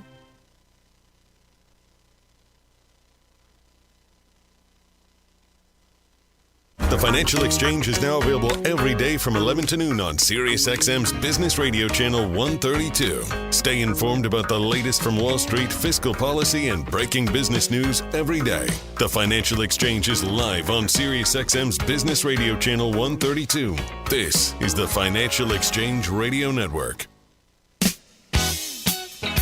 All right, time for trivia here on the Financial Exchange. And in 1978, the first Halloween movie terrified audiences across the country. The success of the first Halloween movie spawned a franchise that is currently 13 movies deep. So our trivia question today, how many Halloween movies is Jamie Lee Curtis in? Once again, how many Halloween movies is Jamie Lee Curtis in? Be the sixth person today to text us at 617-362-1385 with the correct answer, and you win a Financial Exchange Show t-shirt. Once again, the sixth correct response to text us to the number 617-362-1385 will win that t-shirt. See complete contest rules at financialexchangeshow.com. Piece in Bloomberg Opinion titled, Watch These 5 AI Signals Closely This Week. In terms of, look, you got a bunch of corporate earnings specifically in that space. What are we seeing from them? Number one, Amazon Web Services. Are we seeing improvement there in their battle against Microsoft Azure and Google Cloud? That's going to be something to watch. Number two, how much is the demand crunch pushing up CapEx? So what are we seeing in terms of, hey, as companies battle for these chips and not just the chips, but all the other stuff that goes into building data centers, think about cabling and cooling and all that stuff. Hey, is that pushing up the cost? And are we seeing, movement on that front? Another one for Apple. Apple has not been on the forefront of AI development to this point. I know they have their Apple Intelligence platform that has largely been panned, but are we seeing any, shift in spending in Apple's earnings as far as, consumer trends away from iPhone because of concerns about, lack of AI there? To this point, we haven't seen that, but is it something that happens? Another one with Meta. Will Meta's advertising gains be enough of a distraction? The answer typically has been yes, because they don't print money. They don't have the physical money printer, Marc, but they are as close as you can get to printing money, without having one of those things. And another one, Reddit, who also reports earnings this week. they are kind of in a battle with some of these AI companies that they're accusing of scraping their data illegally. And so what are we seeing with Reddit, who has now struck deals with Google and OpenAI? Are there more deals? How do they end up monetizing that? How much money is there for them? Just some interesting things to consider as we get these AI earnings this week. Yeah, for short-term investors, traders, whatever you want to call them, these things are of interest. Longer term, though, the big question hanging over the market now, and that will be hanging over the market for a while, is AI paying off? Is it increasing output per hour, productivity, what we do with the tools that we being a little fast and loose with terms here, but more or less what we do, what a worker, any one of us does in an hour, measured in terms of whatever output it is that we produce. No evidence for that yet, not surprising. You could argue that it's early, though some would say, given the scale of the investments and the fact that they've been underway for several years, and as far as we know, there's no measurable benefit, though there's controversy around that as well. I guess what I'm trying to say is the proof's in the pudding, and the pudding is still cooking. Does one cook? How do you make? Don't you pudding? boil it? Yeah. I'm not a pudding it's person. Like a saucepan. It is. I believe so. Heat is the reaction that you need. Yeah. Yeah. To cause the reaction that you need. I don't understand pudding. No, we're not. I find it off-putting. English. Quite honestly. I want to talk about this piece from Barron's, because this is it's not a fun one, but it's a really interesting one to look through. Big layoffs look scary. Why the job market is still holding up. Mark, what does this piece talk about, and what are some of the key points in it? Well, to me, the point I was going to make is that the eye-popping numbers, Amazon lays off 30,000 people, and there are examples you could cite just about every day. They're a drop in the bucket when it comes to the size of the labor force, about 170 million people. When it comes to the number of people that quit their jobs every month, we talk about the JOLTS survey. We haven't gotten that lately, but it's normally a monthly survey. In the most recent report, 3 million people left their jobs voluntarily in August. Companies hired 5 million people in that same month. Churn in the labor market, turnover, however you want to characterize it, is enormous. And these layoff announcements, though and I certainly don't mean to minimize them for people or families who are affected by them, but they're normal and really a drop in the bucket. The key, obviously, is economic growth. That will keep unemployment down overall. That's the measure you want to look at. Not getting, of course, if you're interested in the fortunes of a particular company or industry, these might be eye-catching, but in the scheme of things, they don't matter much. And Ernie Tedeschi, who we've had on the show previously, mentioned something on this today where, in kind of a related topic, there's the idea of, hey, is the lack of hiring and is what we're seeing in the labor market now related to AI. And he makes the point, no, he doesn't think it is, and the reason why is that there was such an over-hiring that took place in the back half of 2020, really through the first half of 22, that if you look at the trends in terms of the slowdown in hiring, ChatGPT was first rolled out in late 2022, very late. It was like December of 22. The slowdown in hiring started in mid-2021, a year and a half before ChatGPT was rolled out, and it's basically continued since then at kind of the same pace, that slowdown. It's been the same slope that we've seen on that line. So he makes the point, look, there's no inflection point where ChatGPT was released and you suddenly saw hiring fall off a cliff, or even, more recently, was there any shift? He's kind of like, no, it's basically been this trend that we're seeing there. And I've also seen, kind of in a related note, people talking about, look, if you think about this in terms of, think about the labor market in terms of the housing market, which I know is weird. But housing, we talked about last segment.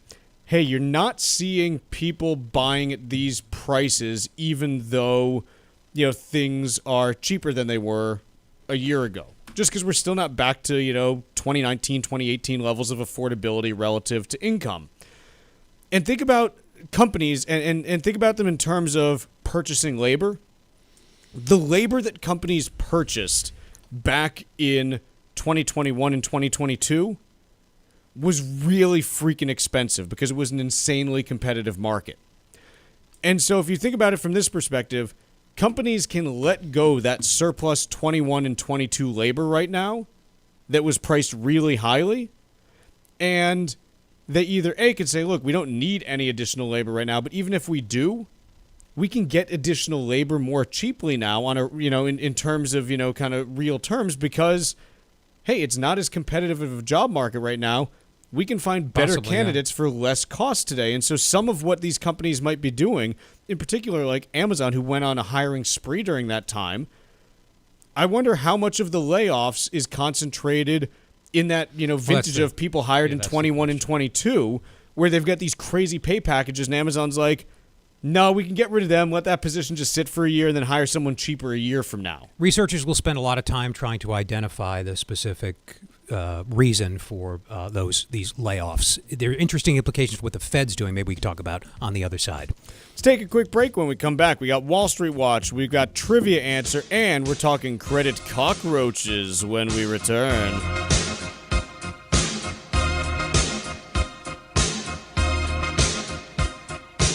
Bringing the latest financial news straight to your radio every day. It's the Financial Exchange on the Financial Exchange Radio Network.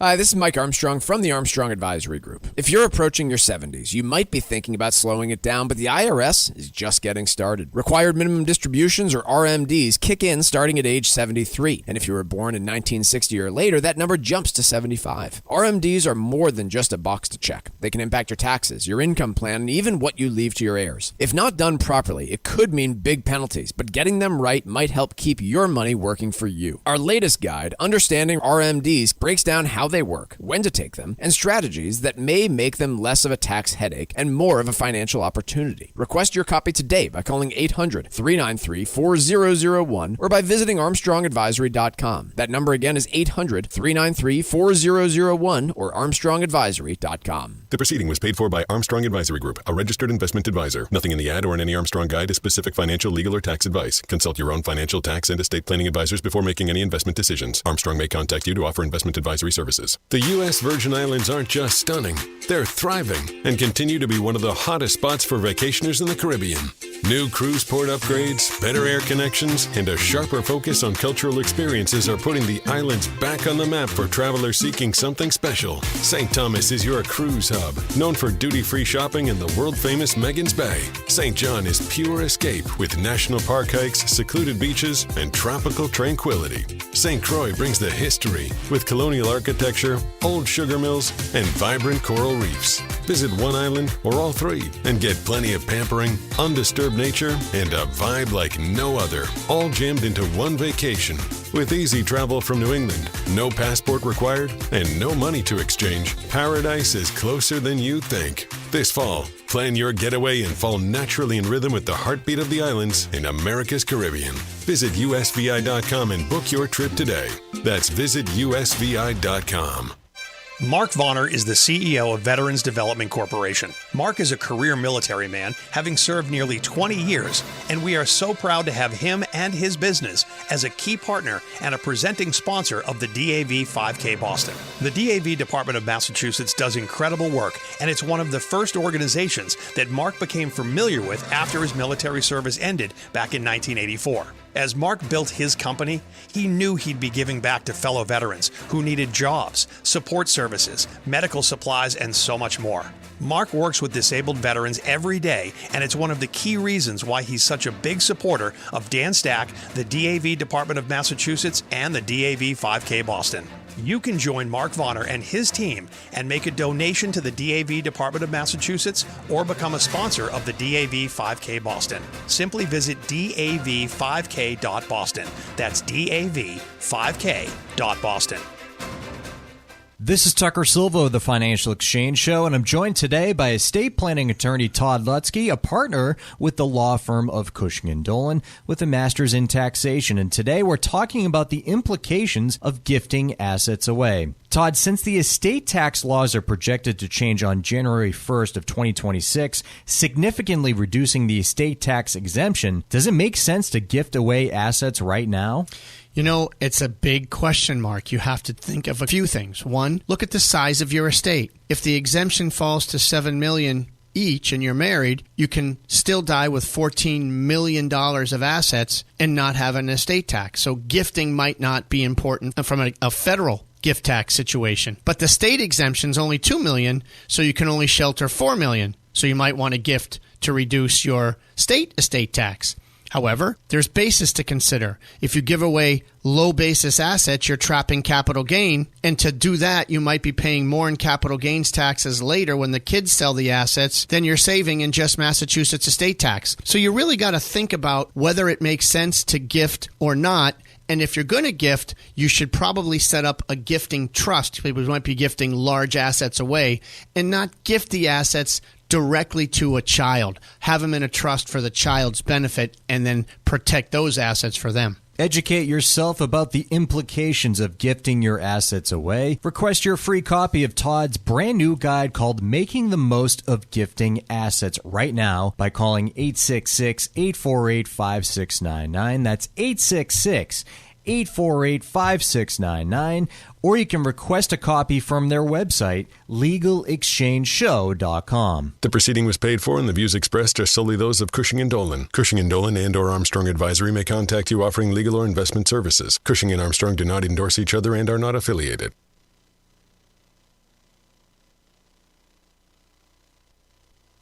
Time now for Wall Street Watch. A complete look at what's moving markets so far today, right here on the Financial Exchange Radio Network. Fed meeting day is upon us, and markets are extending gains from their fresh record highs. Fed Chairman Jerome Powell will hold a press conference at 2:30 this afternoon after the expected quarter-point rate cut. However, Nvidia is the big story on the day, where the chip and AI giant has officially crossed $5 trillion in market cap, the first company to do so. Nvidia shares are up 4%. Right now for markets, Dow's up about 0.5% or 219 points. S&P 500 is up 0.2% or 14 points. NASDAQ up just over 0.5% or 125 points. Russell 2000 now actually up by 0.6%. 10-year Treasury yield is up 1 basis point at 3.993%, and crude oil is up just over 1% higher, trading just below $61 a barrel. Boeing posted mixed quarterly results. While its revenue beat estimates, the aerospace company logged a steeper loss than anticipated. Boeing also said it had increased 737 production to 38 airplanes a month. Boeing shares down by over 4%. Meanwhile, shares in Caterpillar surging 13% after the maker of construction machinery beat third quarter forecasts. Elsewhere, Fiserv shares are tanking 42% after the financial services tech company reported a significant third quarter earnings and revenue miss. Mondelez cut its 2025 guidance, where the snack maker cited high cocoa prices and transportation costs, and also noted Americans were buying fewer snacks. That stock is retreating about 3%.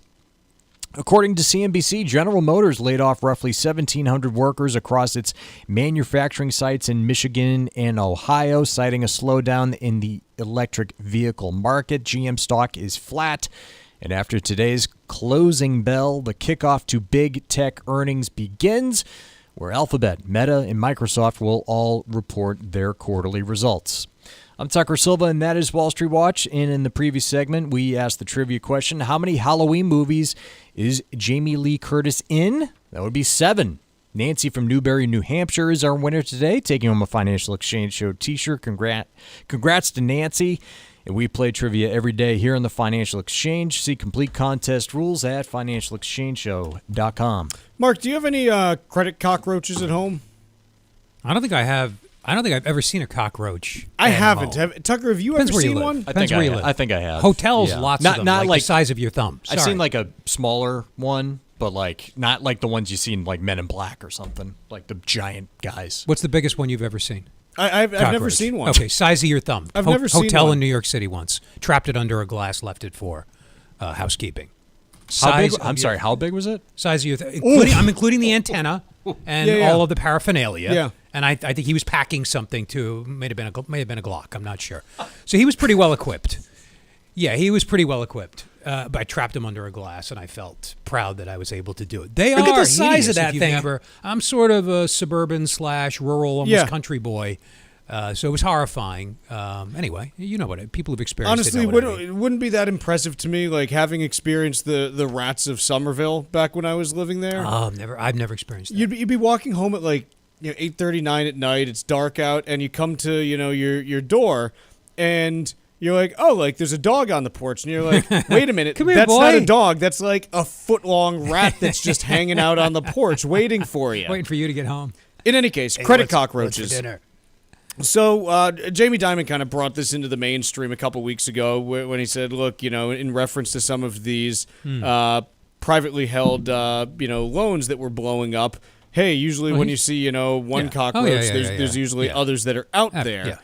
And I think that when we look at the story on this, I think once again, this is one that just because credit has now performed okay for the last couple weeks doesn't mean all clear. And I'm not saying that, I don't know where this is going to go. Anyone who can conclusively tell you right now that they know exactly how this is going to play out is lying to you. Because if they do know, they're not telling because they work for, Apollo or Blackstone or whoever. Well, yeah, they're betting on some failing. They're trying to clean up their books and figure out, are we exposed? Or they're what are we looking doing? for what's going to blow up next so they can buy insurance. Yes, the people who do know aren't talking, and the people who don't know... Yeah, why would they? These are very sophisticated investors. Correct. So I think that when you look at this, I do think this is going to be binary.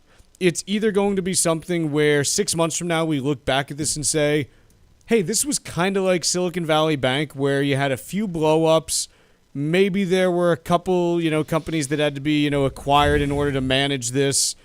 But ultimately, it led to nothing. It wasn't a systemic issue. Late cycle reaching for yield is a hallmark of the credit cycle, to be a little redundant there. So Diamond's not psychic. He's not saying he knows. He just knows things are frothy. When things get frothy, analysts get sloppy. They bring increasingly dodgy deals to their managers, and they stretch the case a little bit. And the managers say, well, I think we've got clients who would buy this. Let's work on syndicating it or selling it directly. It's inherent to late cycle dynamics, you might call it, the interaction between people that need money and people that lend money. The latter the latter are emboldened by frothy financial conditions. The lenders get sloppier.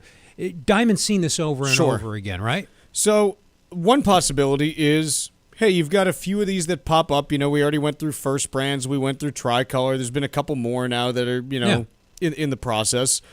But ultimately, it doesn't become a systemic issue just because it's not big enough and widespread enough for that to be a problem.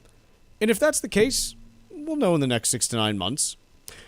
The other path that this can follow is, hey, these are the canaries in the coal mine. These are the subprime funds that blew up in April of 2007 that eventually led to the entire financial crisis in fall of 2008. I have no idea which path we are going to take. The private credit market is substantial now. I mean, we're talking the estimates that I've seen are anywhere from $2 to $5 trillion in assets here.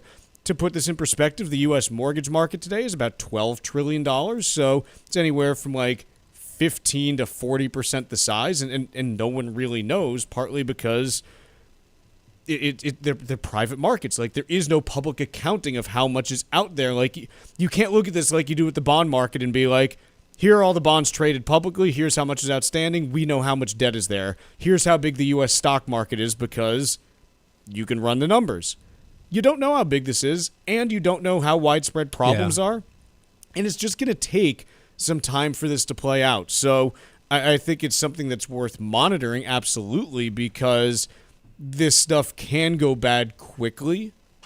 It can happen rather fast in this area. But it's also something where, hey, you might be sitting here 6 to 9 months from now and you're like, oh, yeah, remember those concerns about private credit? Wasn't that quaint? I don't know where we're going yet, but something continues to stink out there. And the other thing that you're seeing in a lot of these, it's an awful lot of fraud that's showing up in these companies that are going belly up.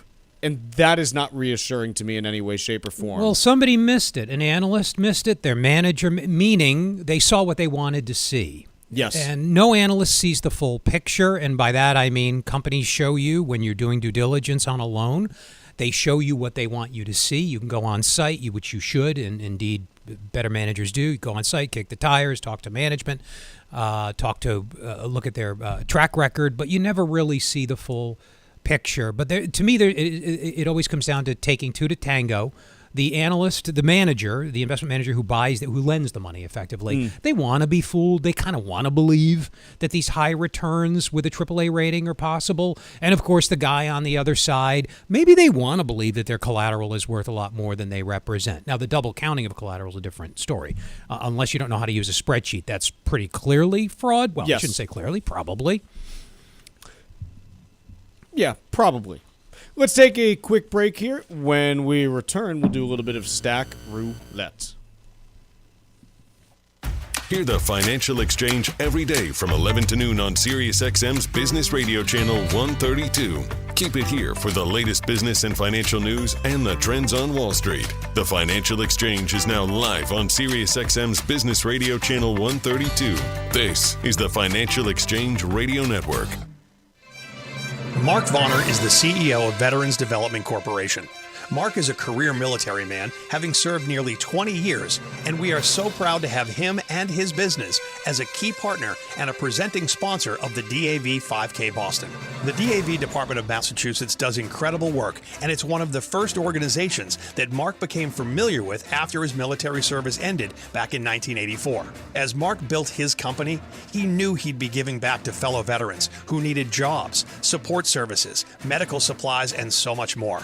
Marc works with disabled veterans every day, and it's one of the key reasons why he's such a big supporter of Dan Stack, the DAV Department of Massachusetts, and the DAV 5K Boston. You can join Marc Vonner and his team and make a donation to the DAV Department of Massachusetts or become a sponsor of the DAV 5K Boston. Simply visit dav5k.boston. That's dav5k.boston. Cushing & Dolan want to help you avoid costly mistakes when it comes to gifting assets to your children. Their brand new guide, Making the Most of Gifting Assets, shares crucial strategies to help you protect your legacy and your family. Many people think gifting is always a good thing, but if it's done the wrong way, it can create real headaches. Even well-intentioned gifts can cause complications if your children are dealing with financial pressure or legal issues like a divorce. The guide also explains how a major gift, like a home or vacation property, could come with hidden tax consequences that may impact your entire estate plan. Before you make any big moves, arm yourself with the facts in this new guide from Cushing & Dolan. Call 866-848-5699 right now to get your copy. That's 866-848-5699. Or request it online at LegalExchangeShow.com. That's LegalExchangeShow.com. The proceeding was paid for, and the views expressed are solely those of Cushing & Dolan. Cushing & Dolan and or Armstrong Advisory may contact you offering legal or investment services. Cushing & Dolan and Armstrong Advisory do not endorse each other and are not affiliated. The U.S. Virgin Islands aren't just stunning.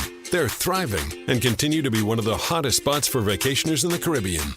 New cruise port upgrades, better air connections, and a sharper focus on cultural experiences are putting the islands back on the map for travelers seeking something special. St. Thomas is your cruise hub, known for duty-free shopping and the world-famous Megan's Bay. St. John is pure escape with national park hikes, secluded beaches, and tropical tranquility.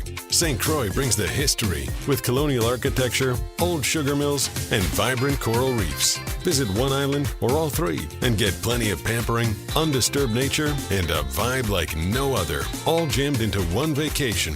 With easy travel from New England, no passport required, and no money to exchange, paradise is closer than you think. This fall, plan your getaway and fall naturally in rhythm with the heartbeat of the islands in America's Caribbean. Visit usvi.com and book your trip today.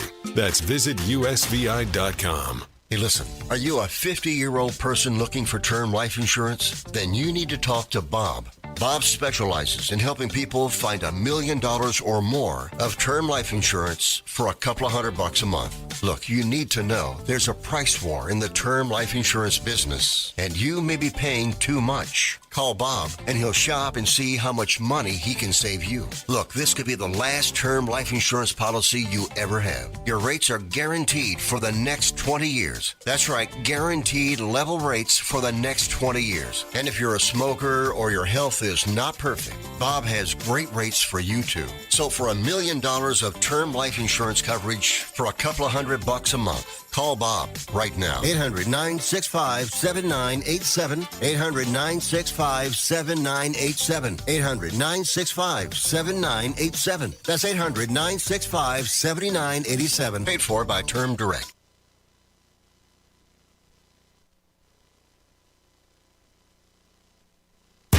The Financial Exchange streams live on YouTube. Subscribe to our page and stay up to date on breaking business news all morning long. This is the Financial Exchange Radio Network. This segment of the Financial Exchange is brought to you by the U.S. Virgin Islands Department of Tourism. Looking for a getaway that's easy, warm, and unforgettable? Discover the magic of the U.S. Virgin Islands, St. Croix, St. Thomas, and St. John. Just a short flight from New England with no passport needed and no money to exchange. Soak up the sun, stroll along white sand beaches, and feel the rhythm of the heartbeat of the islands.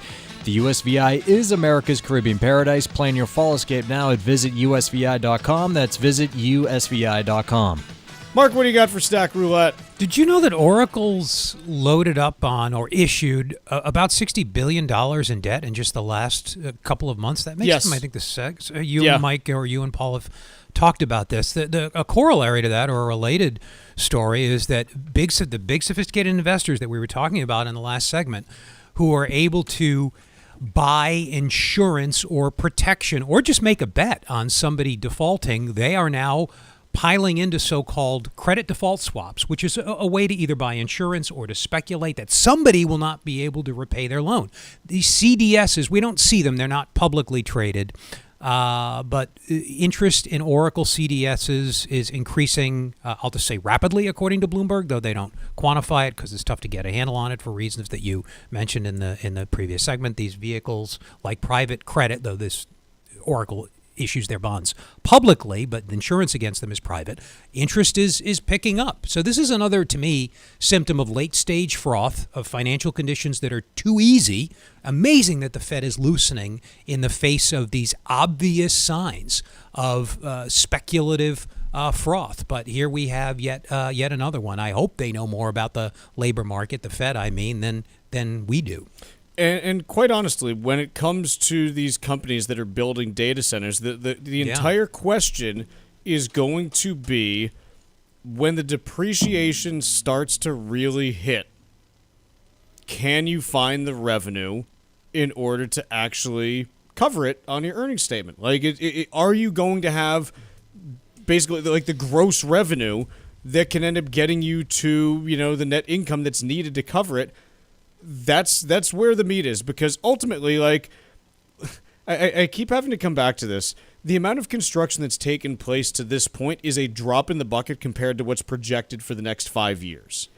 And when you start having $500 billion in data center construction coming through that you need to depreciate over probably like an 8 to 12 year period, maybe a little shorter than that, depending on, how much of the spend goes into chips that, basically have a useful life of only a few years, you look at it and you say, okay, how are these companies going to figure out how to deal with, $60 billion of depreciating hitting from next year's vintage, another 60 from the year after, and pretty soon you got like $180, $200 billion of depreciation that's hitting your income statement, and you're like, okay, like, we got to figure out some way to deal with this. Are you going to have the $500 billion in sequential revenue in order to cover that? And make the investments that are required to keep these... Right, like, I don't know.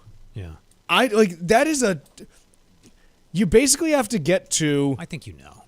I think you have Okay, quite honestly, I suspect that unless we're actually talking about replacing 20 to 40% of the workforce with AI for either, LLMs for white-collar jobs and robots for blue-collar jobs, unless that is feasible by 2030, it doesn't pay for itself. Where's the investment going to come from? We already don't save enough. We talked about this in the first hour. That has trade deficit implications because it's the flip side of foreign investment coming in. Where's the if it's going to come from abroad, the trade deficit blows out. And the other piece is, okay, if you start seeing companies increasingly relying on AI and robots as their workforce and trimming their workforce further, our economy is 70% consumer spending. How does that work if you have a smaller and smaller pool of people actually working? What needs to change in order for that to, remain functional? There's a lot of potential problems as you get out there. The market's not worried about those right now. And that's fine. It doesn't have to worry about them now. What's worse? What's a scarier prospect in your mind? AI doesn't fulfill its promise, or it does? Does. If it doesn't, we've gone through boom-bust cycles before. This one would be large, but there's a path to figuring out how to deal with that. Here's the interesting thought experiment. You've got 160 million people working in the U.S.